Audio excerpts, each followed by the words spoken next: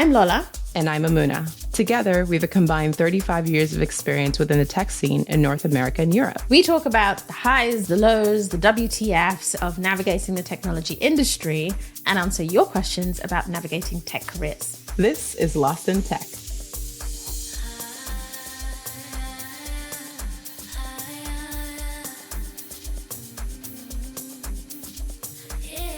Howdy doing? Okay, I said, do you know what? I promised myself I wouldn't sing on the podcast. I have broken that. Well, I listened back to our 2 Limited episode and I was like, cringe. The girl has no willpower. I am mildly delirious from just doing so much traveling. I think I've discussed it before, but like you and I have talked about this. Traveling and working hard are just really incompatible things. It's like you can work hard or you can do a lot of traveling and save the energy for that. You combine the two and you collapse into this crumpled shell of human who falls sick the moment they get home, which I did recently. And you just like shivering in the corner, rocking back and forth, just being like, why me? Oh my gosh. I don't know. I think 21-year-old me didn't know that work travel was not glamorous. Well, I think you have like layers on top of that. I decided I was traveling too much and leaving my little person behind. So I took her with me on my last trip. So I was solo parenting, working, and then also navigating 2 time zones in the trip. And that was just silly. How are you, Mamuna? What's been going on with you? How are you doing? I'm good. I realized for the past like couple of months, I have just been in this like busy spiral. And so I am pulling myself up my big girl pants and I'm thinking about just reviewing my operating system. So normally I use like Notion and I have a system of work and how I operate and do things. And I just in reflection, I think that I've either outgrown it or something is broken and it's not working in the way that I need it to. So I'm starting to review just what things have changed, what things need to change. Where am I losing time? I need to find some efficiencies. I need to reoptimize. So I'm just evaluating, throughout the day, what are the different things that I'm doing? Why am I creating Post-its? Like what's missing in my process? And see where I can catch some tailwinds to push me along. So that's kind of where I am, just trying to figure out how to pick things back up a bit. I think this is a great reminder about the differences between you and I and how I want to be more like you when I grow up, because in your shoes, I would be sitting in the corner, rocking back and forward, crying and saying, why me? But you instead are cool, calm, collected. You're like, okay, let's reassess the system. Let's have a look at what's going on here and we'll find some leverage. And I'm like, that's supposed to be how I react to life in general. It takes time to get there. At least in my work life, It takes time to get there. But nothing's perfect, right? I feel like we all eventually get to a point where we're like, okay, something has to change, and we all change in different ways. Can I ask you a question? Yes. Have you tried Threads? I have. I have opinions and thoughts. Share opinions and thoughts. So Threads is interesting, right? Because it's attached to your Instagram. So to say I would go and seek it, if it wasn't just easily able, like I wasn't easily able to get into it, I'm not sure I would. I was curious though. So, like the part of me that likes to just like download stuff and like, what's this about? So downloaded it. Yeah. I personally found it underwhelming. I find that a lot of the content is people that I don't know. Like I got a lot of, this person's following you, but they're not following me. It's just coming over from Instagram and, you naturally have a community coming over from Instagram. And so it doesn't feel yet like a social platform that I would go to for information or engagement. It just feels like something I would watch from a distance to see what it turns into. How about you? So what I have done is I've tried to recreate my Twitter graph by looking for the people I follow on Twitter on Threads Some of the usernames aren't the same, so it hasn't necessarily been straightforward, but I have been able to. So my feed now shows me more people that I follow than don't follow, because I think everybody sees people that they don't explicitly follow. It's just who's on Threads right now. But it is linked to this interesting stat, which is they haven't enabled discoverability yet, but it was such a super secret project that they did it in next to no time without really talking to anyone. And so they have shipped the classic MVP product, right? Like it has a feed. You can follow people, you can be followed by people, you can add your profile information, right. And it enabled them to kind of launch it and grow really quickly, but it's missing discoverability, it's missing hashtags, it's missing a timeline view of kind of recency posts, all of that good stuff. But I believe it's going to come because they're very good at copying, number one. But also because they did this so well as a simple version that I kind of trust that they will hopefully maintain that quality bar as they evolve it. So I don't know. I'm not necessarily a fan of putting all of your eggs into one application. You know, as I said a few weeks ago, I'm a rage user of Apple's ecosystem. So I'm not necessarily in love with being so invested in another meta application with my data. But they did it so much better than Twitter is right now. And Twitter left the door open. And so here we are.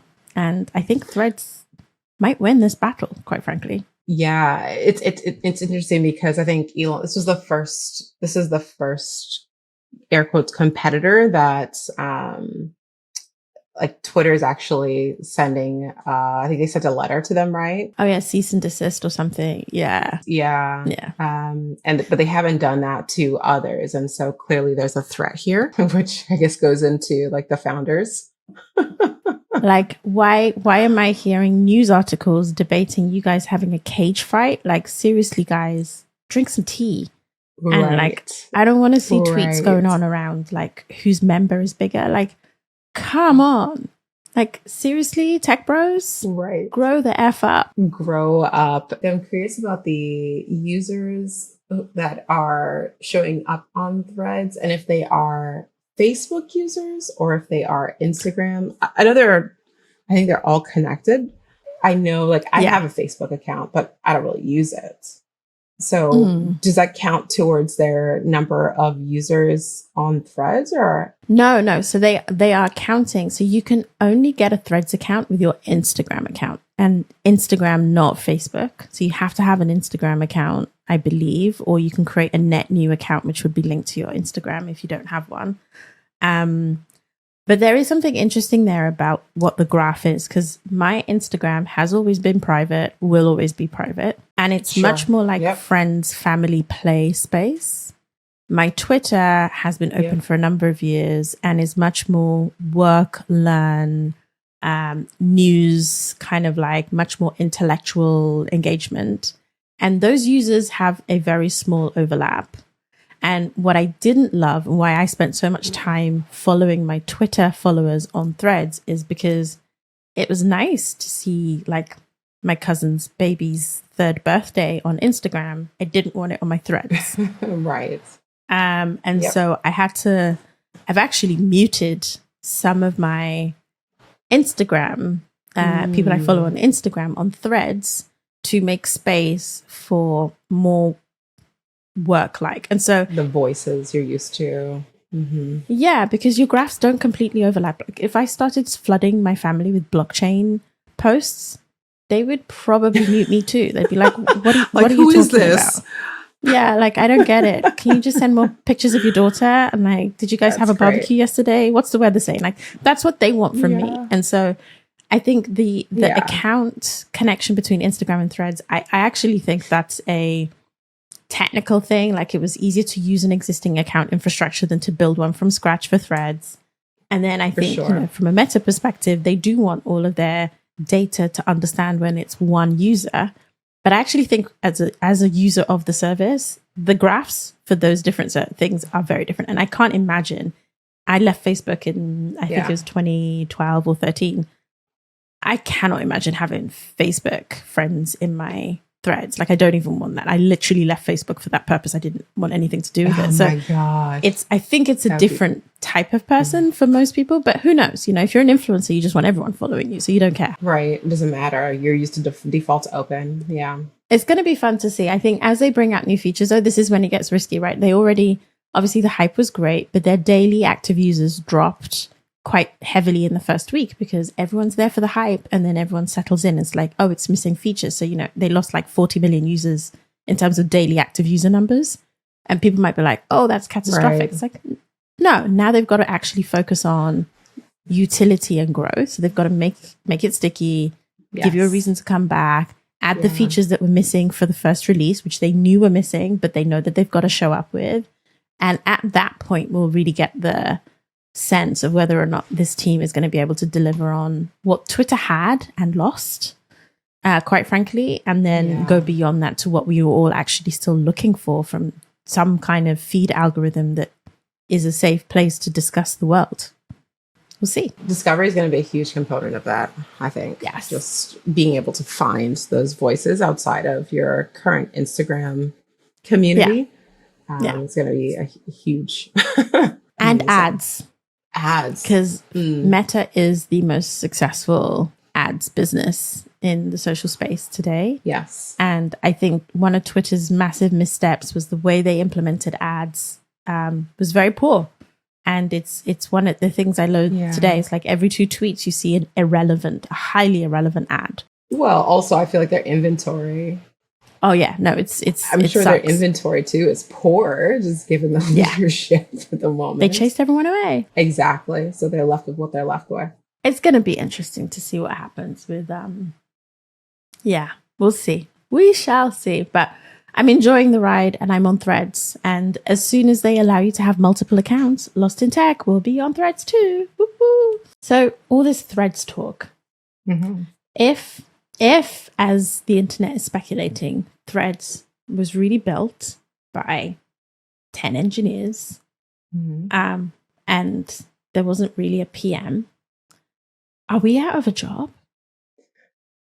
So I feel like there's a lot of talk right now on the interwebs going on. It's a very loaded question. Yes. It's like, I don't know if it's the value of the PM function or the purpose, the placement. Like there's a lot of questions going on about the product management function. Brian Chesky, co-founder, should I say, of Airbnb, very famous Tech Valley, tech bro, lovely person from all intents and purposes.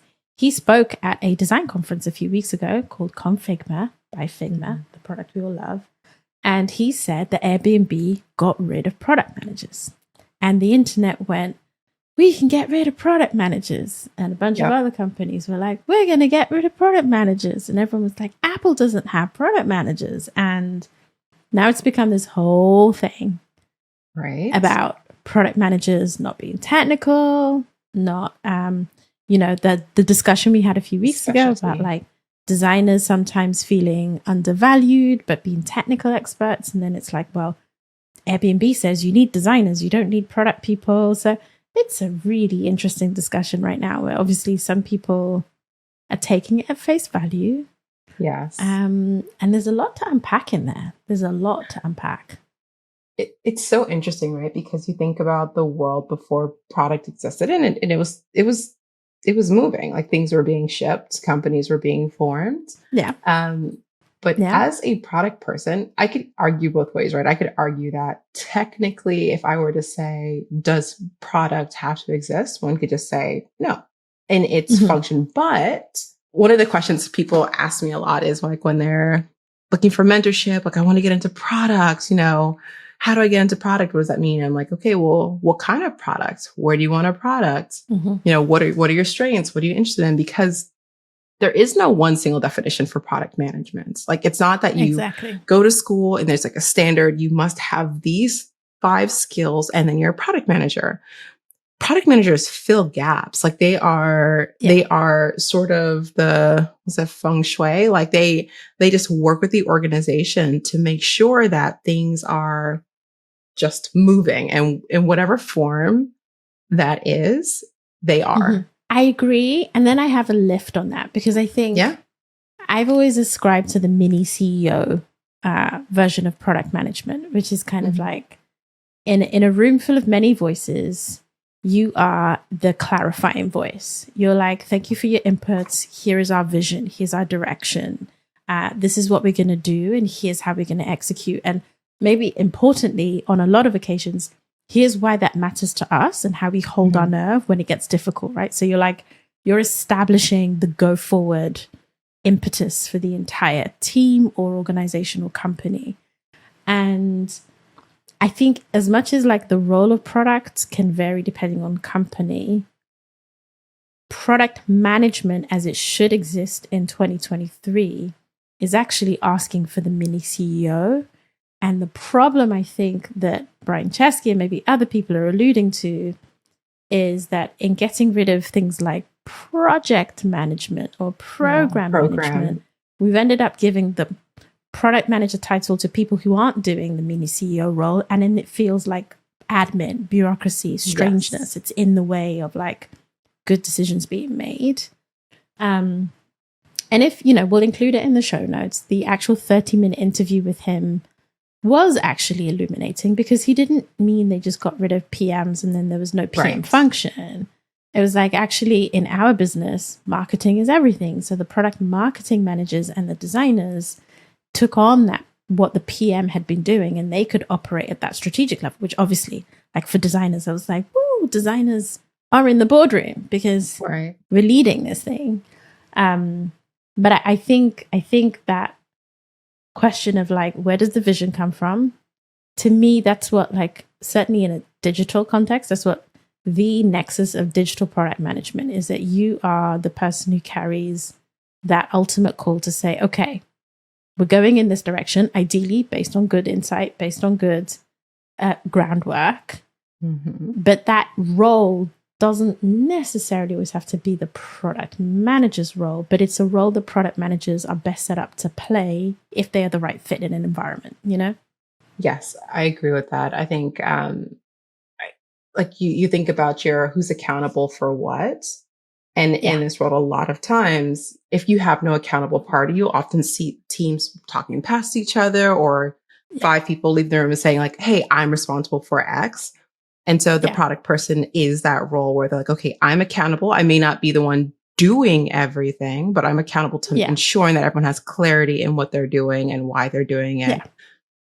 And sort of conducting everyone together. But I've seen organizations, I've been in organizations where like designers have done like a great job at leading that. I've seen engineers, I've seen product, it can span, but it really depends on the shape and form of the organization that you're working within. So I'll tell you this, as a designer, it made me incredibly happy to hear Brian Chesky talk about this, because we said this in the last episode, like, or was it 2 episodes ago? This internal debate that designers have about justifying my role and why I exist here and do they value me, it's real. It is not made up, internalized, imposter syndrome. People do question designers. It's like, why are you here? Do you think, because what he was saying was that he felt that was potentially because it's a newer role and that... Go ahead. Yes, and... I think it's because it is younger than but I don't think engineering as we know it today is that old. Like the role of an engineer or a coder might be older than design, but it's not that much older. Like the internet didn't come into being that long ago. Yeah. So all of these disciplines are new and novel. I think what makes designers more likely to find themselves in this questionable spot is an over-reliance on processes.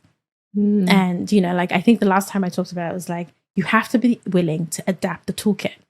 And when I was kind of focused on my role as design and why I felt I was leaning out, and I actually wrote a blog article about this, which I'll put in the show notes. I was like, great designers lean out of design, is you have to be able to say, I now look at the situation that I'm in and we have to reinvent what we thought we needed to do in order to respond to the situation.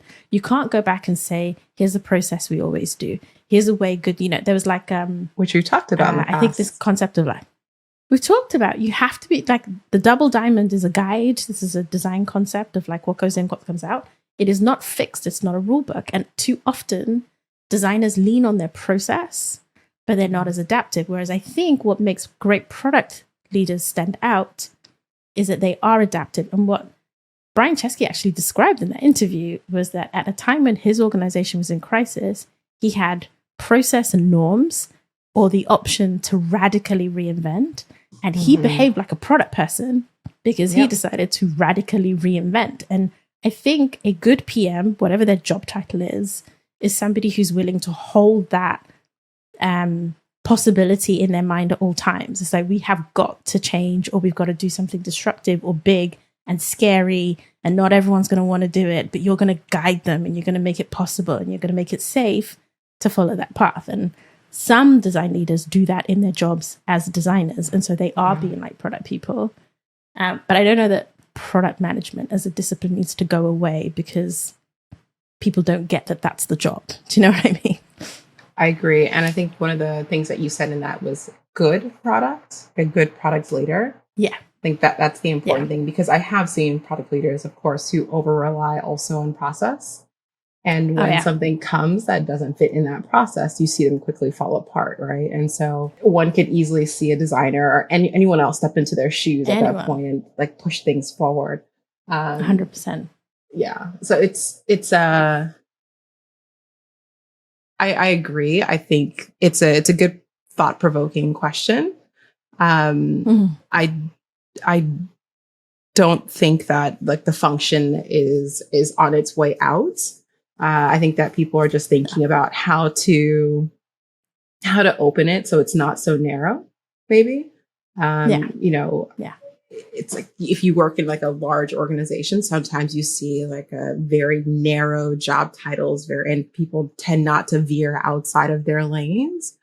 And in that world, you could have just like a saturation of any role, really, but you could have saturation of product, and everyone's kind of looking around like, okay, what am I doing? I'm just going to like run a ton of experiments. I'm just going to do a bunch of things and not have much clarity across the whole product. And so I feel like with what he's trying to solve for, he's trying to say, I want, people that have like a wider view of the space. I want people to have more ownership. I want to like solve bigger problems. I want more flexibility. And those things can come depending on the shape of the org and how you think about the role. And I think he also alluded to something else that was the actual root issue as opposed to the symptom, which was they had product people they didn't need, right? Which is, they had scaled by business unit. So one, I think, organizational correction we see going on right now, and, we've seen this, is the assumption was if you're a tech company that wants to grow and have greater impact, the first thing you do is you go hire 100 more people,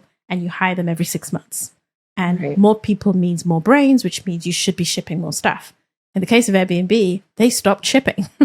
And to be honest, in almost every company I have worked in, you hire more people, it has an inverse impact on your ability to ship more product. Unless you are literally a manufacturing production line, software doesn't work that way.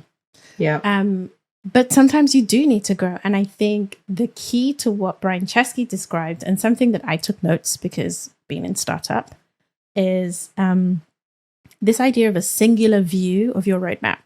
Like, does everybody see the combined plan? Not just their business unit's plan, not just this leg spoke that's sticking out the side, but the singular view of, as a company, this is where we're going. Because if they don't see that, then they can't contribute to that. They're going to build islands off to the left and the right. And by re-centralizing that vision, it kind of, you can bring things together. So I took that note away as a PM to say, like, have we got a place that, even if it's a little bit out of date every now and then, where everyone can say they genuinely understand the big picture and how what we're working on fits into it? Because the absence of that is our biggest risk.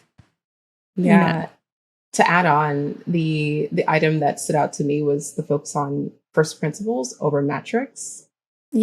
and really drilling into like why you're doing this thing, what problem Yeah. you're solving for, and that being sort of the like growth not being the goal, like that being the direction, but the goal being like solving like a true problem or solving a true need, Yes. versus like saying, hey, we just need to grow this thing by X amount. Because you can hack that. Like you can do many things to get there, and it may not be the right things to get there, right? Oh yeah, he said growth isn't a strategy because it is a goal, Yes. but it's not a strategy. It's not your goal. how Yes, plan. yes. Yeah, exactly. Yes. I love that. I love that as well Mhm. because I think there's a lot of strategy that is not really strategy. Yes. Yes. But I do want to link this conversation to our letter that we have this week because this is on theme and we should definitely involve the letter. I think it's my turn to read. I do think it is. Yeah, okay. Haven't done this for a couple of weeks, so we're just going to clear it out. Okay, everyone will see while this connects. Okay, this letter says, Hi, Lola and Mamuna. I enjoy listening to your podcast and would love to hear this question topic discussed. What's your take on the blurred lines between product design and product management roles? Context. As I've grown in seniority as a product designer and into a team leadership role, I have found that some of my most valuable contributions as a design lead highly overlap with what PMs traditionally do, e.g., uncovering user needs and business opportunities, defining the problem, crafting strategy, prioritizing solutions, defining the MVP and how it scales, driving stakeholder collaboration and comms, evaluating the launch, etc. In particular, how do I now navigate how to spend my time and energy when other leaders don't see those responsibilities as part of a design team's job?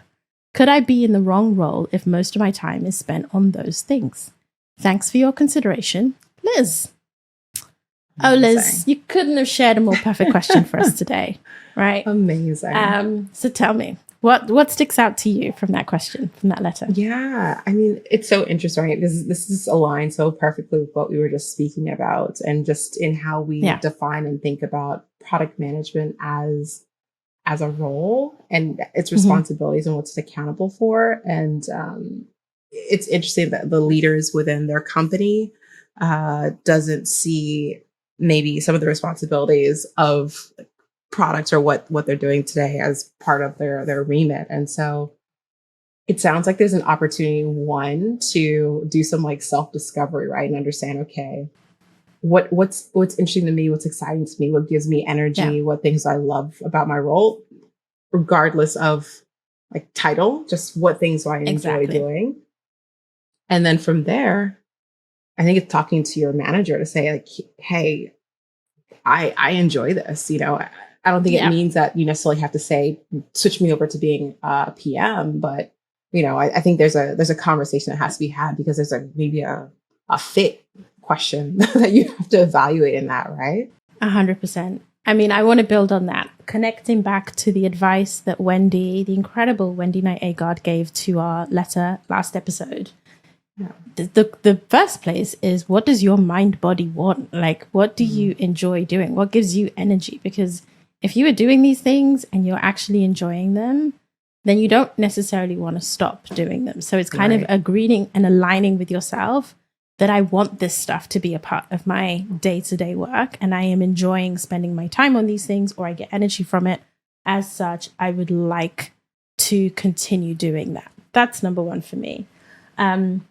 The other thing is, again, what I said earlier on, I personally think that this is actually the natural evolutionary path for a great design leader, full stop. In that, you know, when you start out in design, you have quite a narrow view of what your work is, right? And you kind of, you know, you've got to do the research, or you've got to get the requirements workshop up, or you've got to, you know, do the wireframes, or you've got to get the visual design, or you've got to step up the prototype. And like, there are all these like seemingly siloed tasks. But as you build confidence, experience, the problem you're trying to solve shifts. It's not just what that UI is, it's what this entire thing is trying to do. It's not just what that entire thing is going to do, it's actually how that is the right solution for this company or this audience. And for every single one of those problems, you have to lean on extra tools. And those tools come from anywhere you can imagine, right? And it's not all going to have been taught to you in D school.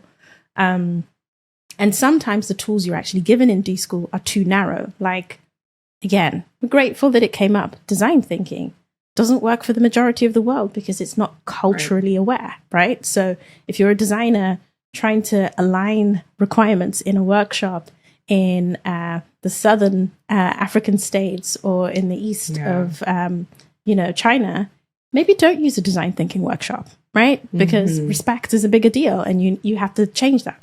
So you have to be open as a designer that as you become more senior mature, the tools you add to your how do I do my job well become incredibly varied and come from a lot of different job families.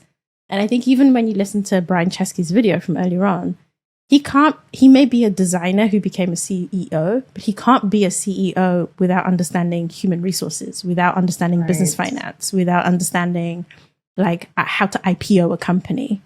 And so he had to acquire all of these extra things to become a functional and successful CEO. Doesn't mean his ethos as a designer has changed. It's grown with extra tools. But I think, Liz, that the answer is this isn't a choice, in my view. This is just you becoming better at what you do means expanding. And there may be a point where you choose to focus, which is what I did, right? I spent 15 years in UX and design. And then I said, right, I actually want to be called a product person. And but you truly have been more of a product person, just getting to work alongside you. Like you were a product person. I would say as a product person, some of the best partnerships, relationships I've had on the design, engineering, like any of my counterparts, partnerships are people who lean into the problem space, right? So they don't come in with the view of here's my design perspective or here's as myself as an engineer. It's just all right, let's jump into this problem together, and you can just think 100%. At the same level. There's no ownership of here's my carved out space. It's just like, okay, how can I pour into this problem with you? And that to me is just like that next level where you can all kind of let go of your titles. Like that's when you're really optimal, in my opinion.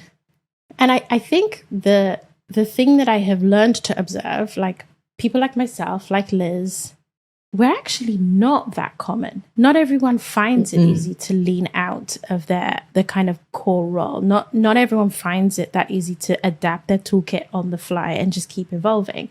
And so it's an asset, not a challenge. It's not I need to pick.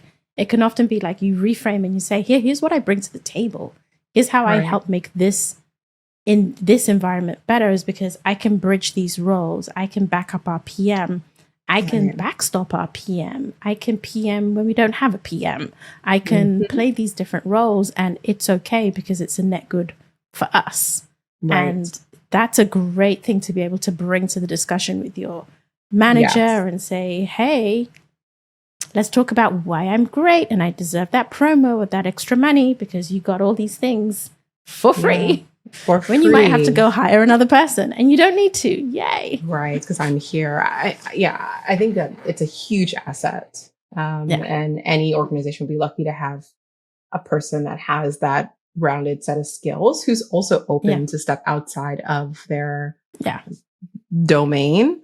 Willingly. I think that's a big, and they bring that mindset to the rest of the team, right? Because they themselves are not confined, and they're going to encourage others around them to also be curious and to step outside of their area, which is also very important. I think my kind of final piece of advice for Liz would be like, again, if this is something that gives you energy and you want more of, take that self-advocacy step with your manager and make sure that they are aware that this is a wonderful thing that you bring to the table and that you want to keep being recognized for that total package. So they don't get to have that package from you and only ignore the PM stuff when it comes to like evaluation and assessment. It's like, no, can you see me as I am and all the things I bring to the table? And is that something that we can make sure is considered?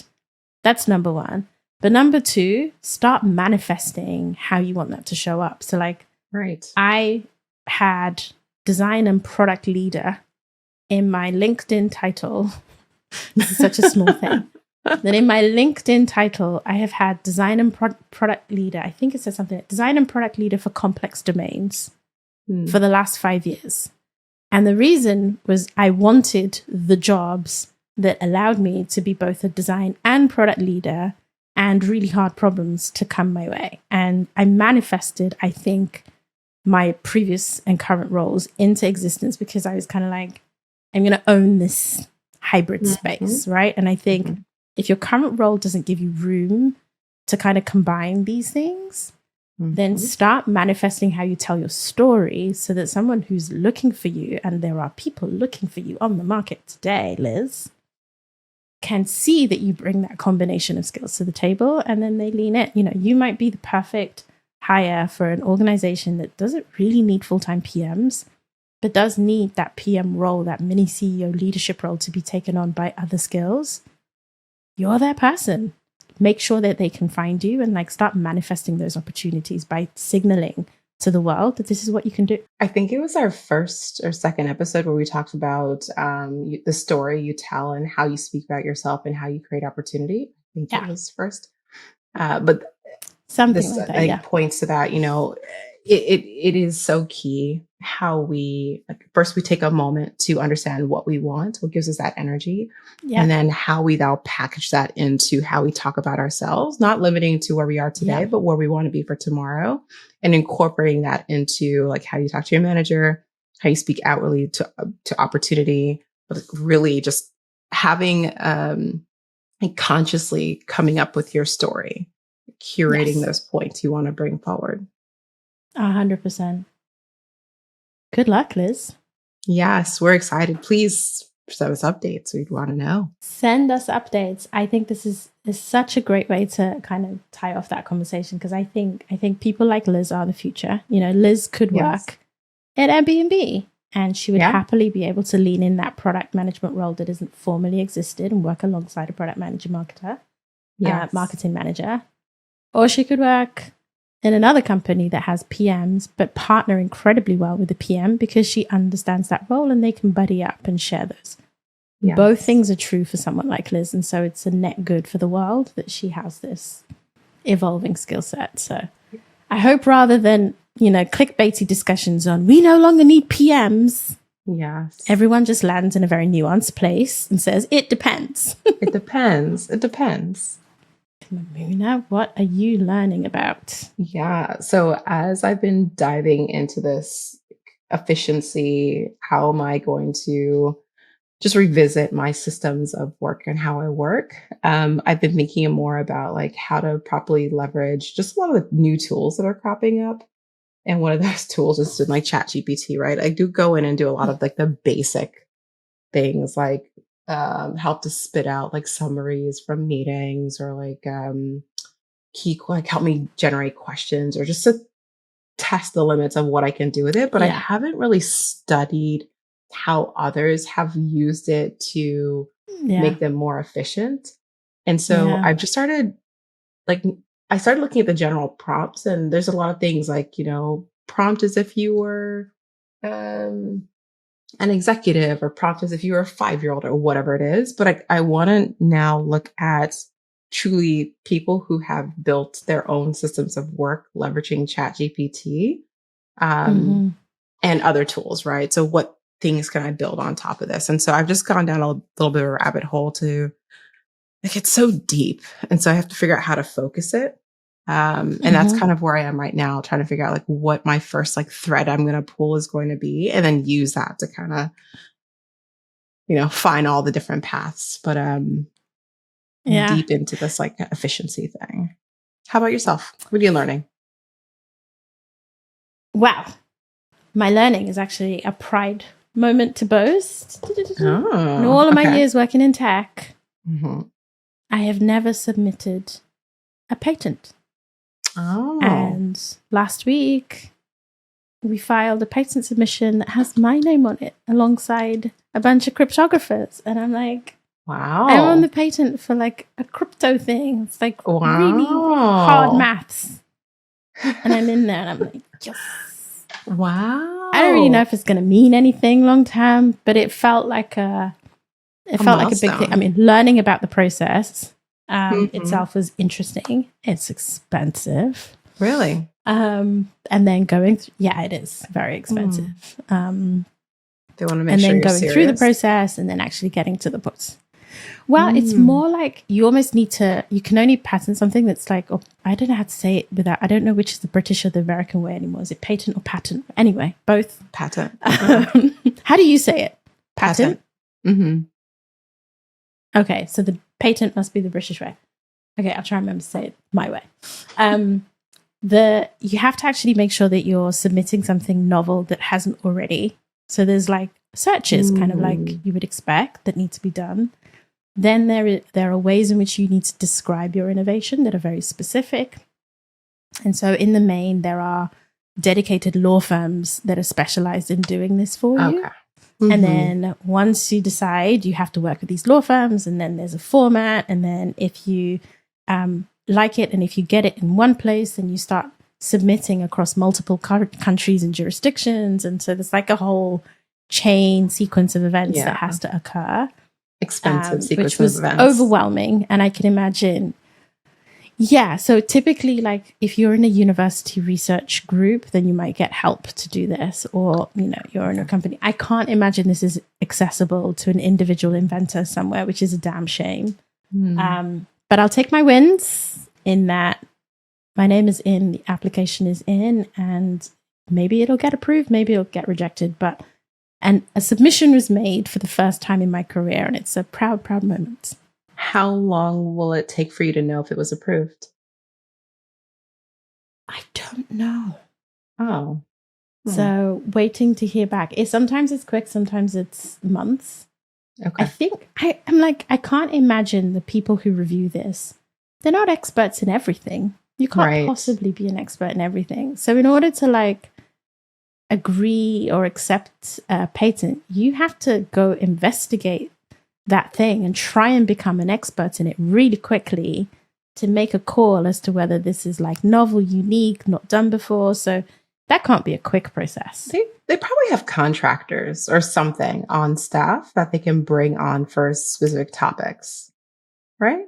I assume they work with educational institutions and maybe professors have a rotation, or you can be called up to serve on a patent council where you have to review, anonymize. I mean, I'm totally guessing. Maybe this is publicly available information, but I assume that there is a process that requires you to recruit independent verifiers from who do know what that thing is. Yeah. To assess and agree that this is novel. And then only when so many of them say yes, can you give it to the applicant. And again, I think the volume of submissions must be incredibly high. And so I don't expect that it's going to be a quick process.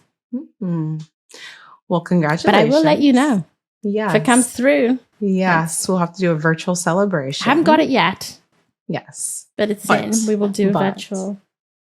Do a little dance. Do a little dance. Maybe you'll sing for us? No. No. No. I tell you what, though. I may sing when we eventually release our Patreon. Maybe the people who follow us on Patreon will see me sing. And if we ever get big enough to do an IRL show. When we get big enough. Manifesting. When we get big enough to do an IRL show, we are all carrying our own key at that show. Everybody's doing karaoke. We are maxing out the energy and the vibe in the room. Yes. And we're going to sing. I feel like we should get people to get us to 1,000 subscribers. And for 1,000 subscribers. So that we can sing. Yes. But not a whole song, because nobody wants to hear that.